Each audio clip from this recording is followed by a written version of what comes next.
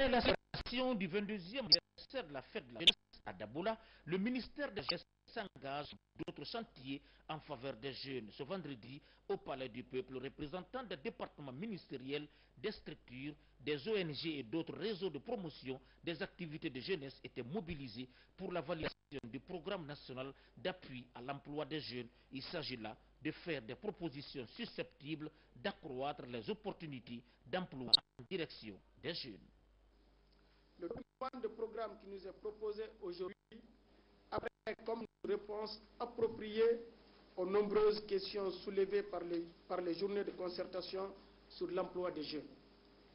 Il s'appuie sur les orientations politiques et économiques du programme de société de M. le Président de la République, le professeur Alpha Condé. Il prend en compte les causes profondes du chômage des jeunes, la diversité des attentes de cette couche importante de la population guinéenne, mais aussi les perspectives ouvertes par le changement intervenu en Guinée en 2010 et qui s'est traduit par l'installation progressive de nombreuses sociétés. J'invite tous les participants à contribuer activement à l'élaboration des propositions d'activités et de stratégies qui sont contenues dans le document. Ils le feront en apportant des remarques et suggestions susceptibles de contribuer à amplifier les opportunités d'emploi décents en faveur des jeunes. Ces experts aguerris sur le terrain vont tenir compte des questions relatives au renforcement des compétences professionnelles des jeunes, la nécessité de créer un environnement favorable au financement et à la promotion des entreprises de jeunesse. C'est un challenge qui interpelle nos partenaires comme le PNUD. Parmi les indicateurs de mesure du décret de participation à la vie économique et sociale d'une nation, l'emploi est certainement celui dont l'existence ou le manque a le plus de répercussions en chaîne sur la vie de l'individu.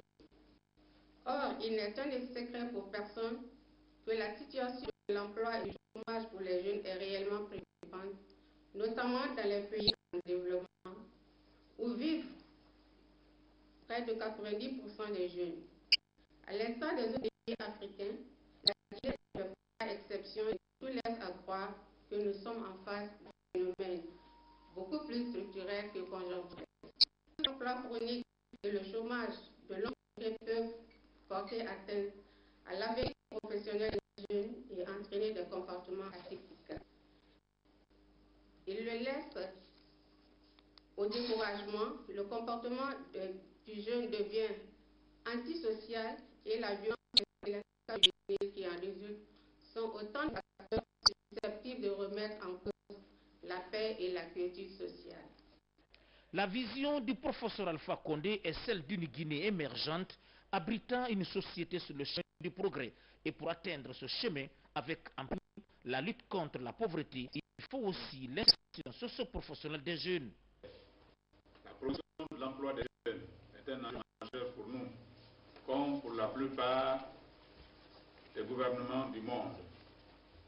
En effet, aucun pays, en particulier en Afrique du Sud du Sahara, ne peut ignorer aujourd'hui le poids démocratique des jeunes, l'impact des politiques d'emploi sur l'efficacité des stratégies de réduction de pauvreté, mais surtout la relation entre les initiatives de promotion de l'emploi, l'impact des politiques d'emploi sur l'efficacité des stratégies de réduction de la pauvreté, mais aussi et surtout la forte relation entre les initiatives de promotion de l'emploi, la stabilité sociale et politique.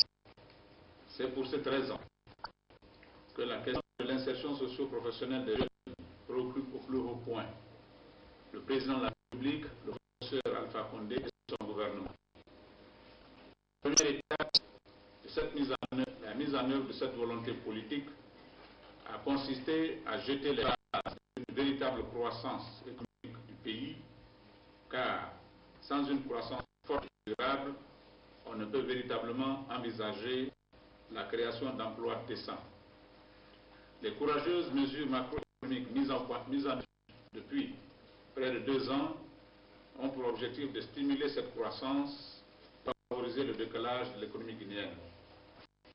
L'installation déjà effective de la société internationale nationale est un signe de l'efficacité de ces mesures et la garantie de la création prochaine de milliers d'emplois en faveur des jeunes.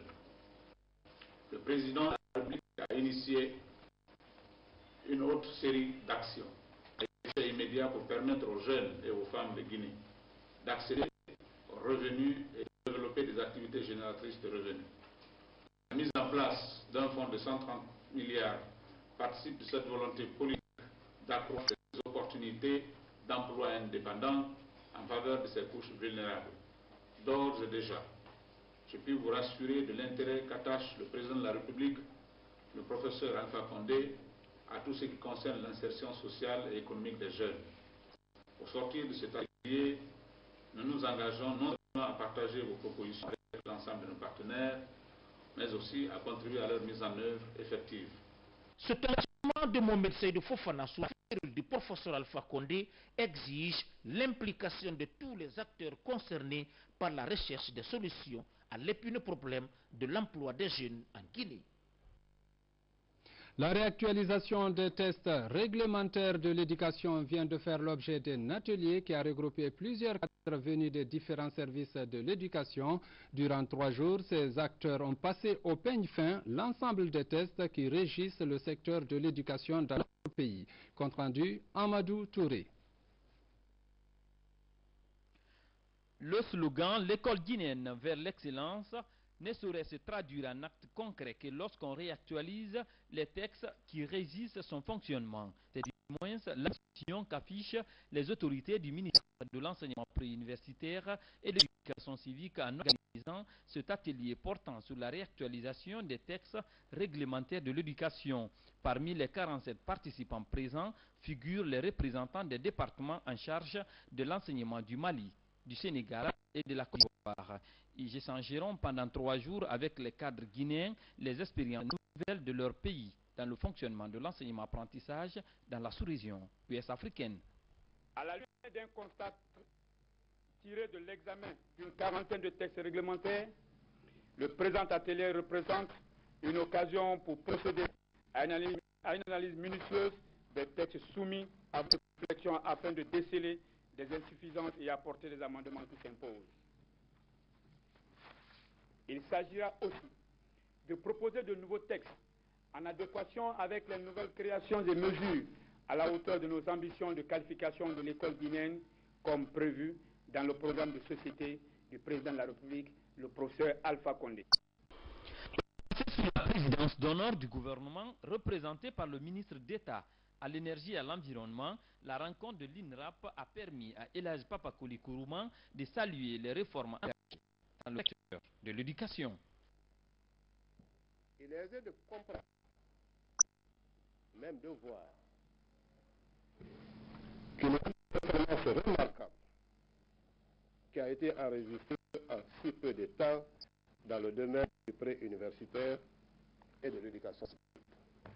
Mais malgré ces avancées, il est lisible en termes de fond qu'il y a une distorsion entre la dynamique et le cadre réglementaire. C'est pourquoi une nécessité de se pencher profondément sur les réformes institutionnelles et structurelles paraît opportune. L'occasion a permis à l'inspection générale de l'éducation de présenter le rapport national d'inspection pédagogique et administrative. Il s'agit de faire la lumière sur les performances et les faiblesses constatées au niveau désiré au cours de l'année scolaire 2011-2012. Les préparatifs de la fête de l'indépendance vont bon train dans la ville de Boké. Le gouvernement s'active dans la réhabilitation des infrastructures administratives. D'autres chantiers sont aussi en cours de réalisation. Focus sur la ville de Boké à la veille de l'an 54 de notre indépendance avec Mohamed Sankon. Boké est fin prêt à ce jour de recevoir les festivités marquant le 54e anniversaire de l'accession de la Guinée à la souveraineté nationale. La route nationale reliant la préfecture de Bofa et la sous-préfecture de Kolaboui a été réhabilitée avec la construction des ouvrages de franchissement. La ville est illuminée par des lampadaires qui seront appuyés par 2 nouvelles centrales de 2 MW 400. Les fourrages fonctionnent et un système de gestion d'eau est en construction. Les bâtiments administratifs sont construits, rénovés et d'autres en phase d'achèvement. Les associations de jeunesse s'activent aussi à assainir la cité et les autorités en sont satisfaites. Tout le monde est intéressé par cette fête-là. Ce que le président a fait pour Bokeh, on ne peut pas vraiment le remercier simplement. Hein? Peut-être que le silence vaut mieux que d'ouvrir la bouche pour dire merci. C'est-à-dire qu'il a prouvé que Bokeh est sa ville natale. Ces résultats obtenus résultent de la conjugaison des efforts de toutes les populations de Kakandé à accompagner le chef de l'État dans sa politique de développement des préfectures par le biais de la célébration tournante de la fête d'indépendance de notre pays. C'est maintenant que Bokeh gagne des réceptifs. La Caisse nationale de sécurité sociale est en train de construire son hôtel. Et la CBG avec le village communautaire, avec les projets sociaux, est en train de faire. Et la les autres, beaucoup d'infrastructures. Je vous dirais que la fête serait belle, très belle. Et je sais que vous partez avec des bons souvenirs de Kakandé, Inch'Allah. Le choix de Bokeh pour abriter l'an 54 de l'indépendance nationale est perçu ici comme un défi qu'il faut absolument relever. Et les autorités régionales en sont conscientes. Ce que le président Fakonde vient de faire à la région de Bokeh, on ne peut pas croire à quoi que ce soit.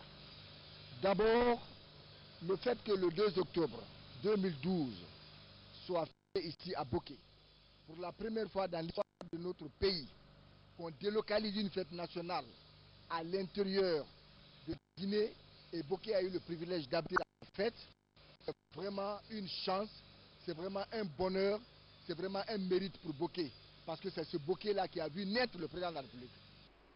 La place des martyrs est prête à recevoir les festivités de l'an 54. La tribune est construite et les délégations officielles commencent à rallier Bokeh, une préfecture qui réalise déjà l'attention d'un pays qui se veut émergent et qui vient de franchir une étape importante de son histoire, celle relative à l'atteinte du point d'achèvement des pays pauvres très endettés. Tout un espoir.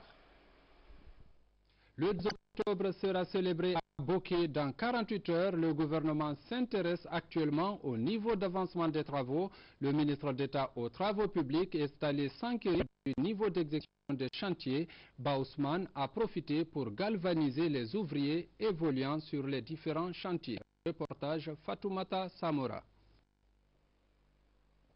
Le temps presse et les chantiers sont immenses.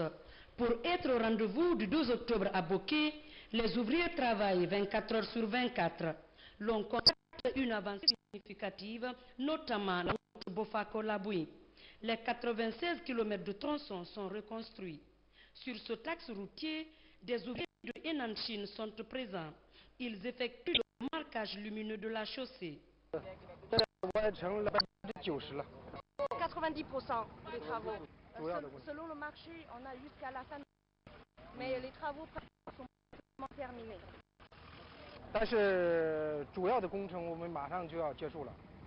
En parcourant aujourd'hui la ville de Bokeh, l'on est frappé par ces chantiers en cours de réalisation.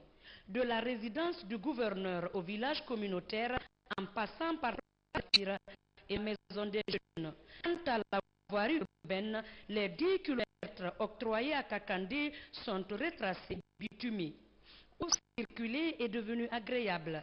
Des chantiers qui évoluent à hauteur de souhait. Il y a des travaux qui seront faits à court, à moyen et à long terme. Les travaux de court terme, c'est ça qu'on a maintenant de voir. Il y a également la résidence que le préfet va occuper, qui est déjà bouclée. Il y a le bureau du préfet qui est également bouclé. Il y a bientôt la mairie qui va être bouclée. Donc, il y a la maison des jeunes complètement bouclée. Donc, c'est des infrastructures qui seront inaugurées le jour de la fête. Les autres, à moyen terme, seront inaugurées après le 2 octobre. À long terme, c'est un processus de c'est fini. Décembre, octobre, novembre. C'est pour vous dire quelque part que la fête, c'était les infrastructures qui sont en réalisation. C'est un processus de la ville de Bokeh. Pour permettre aux usagers de rallier aisément la ville de Bokeh, le ministère des Travaux publics et au transport a engagé des travaux de resurfaçage et de Pointe-à-Temps depuis le carrefour Kagbele jusqu'à Tanene. À peine colmaté, le pont sur la Sumba à quelques encablures du Breka enregistre des accidents de circulation. Ce bus immatriculé RC 0430 de la série I en provenance de Cré a fini sa course ici dans les eaux du fleuve Sumba. Bilan, un mort et des blessés graves. Parlons encore du 54e anniversaire de notre indépendance pour dire que sur le plan culturel, les autorités de Bokeh s'apprêtent à livrer un spectacle au stade de la même ville le 1er octobre prochain, managé par l'agence Tianoual Music. Cette initiative vise à renforcer l'amitié entre les jeunes et promouvoir les acquis de notre indépendance à travers la culture. Fodé Camara.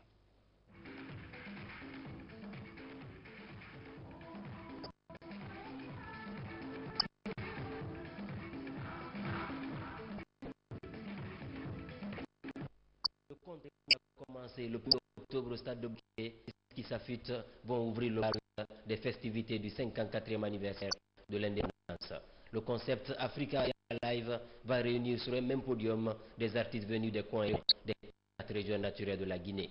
Une cinquantaine d'artistes mobilisés, un seul mot sur toutes les lèvres, le mot unité. Un message qui dit que on n'est rien sans l'autre, que l'amour peut sauver, que l'amitié peut sauver une nation, que la musique a sa place. Voilà le message que je peux donner au peuple guinéen. Notre rôle, c'est vraiment réclamer la paix, intervenir. Et tout ce que nous disons dans la chanson, vraiment la paix dans notre pays, dans notre continent, de l'Afrique. Pour le tricolore national, le concept Africa Live compte enclencher au stade de Bokeh un spectacle multicolore. Tous les genres musicaux sont conviés à ce festival infernal. Le hip-hop, de la techno, du reggae, yankadi, le rythme baga, bref, un samplage des artistes de tous les âges. Les jeunes King Salomon et Marcus du groupe Les Balieusards vont partager la scène avec Sekouba Kandia Kouyaté et Amadou Sodia, mais aussi et surtout les divas Aïcha Kone et une Témé du Cameroun. Non, plutôt de la Guinée, car cette dame reste africaine dans l'âme. Oui, je suis de la Guinée, parce que je suis panafricaine et on voit vraiment le rayonnement du panafricanisme artistique et musical. C'est ça qui peut faire gagner l'Afrique. Vous savez, la musique est la seule chose, le seul canal qui fédère. Et je pense que vous avez vu, on est tous émus, ce spectacle, il est juste, il n'y a rien à dire, il est magnifique. Ce sera pour moi une très longue retrouvaille avec nos frères de Bokeh. Les souvenirs, comme on le dit, revenir aux sources. Et nous, on les accueillera avec beaucoup d'enthousiasme, beaucoup de plaisir. Chanté par de nombreux artistes, le titre Bahia est un patrimoine mondial. À ce bien planétaire, les artistes guinéens apportent leur talent hors pair, histoire de sceller davantage l'amitié entre la ville de Salvador de Bahia au Brésil et la ville de Bokeh.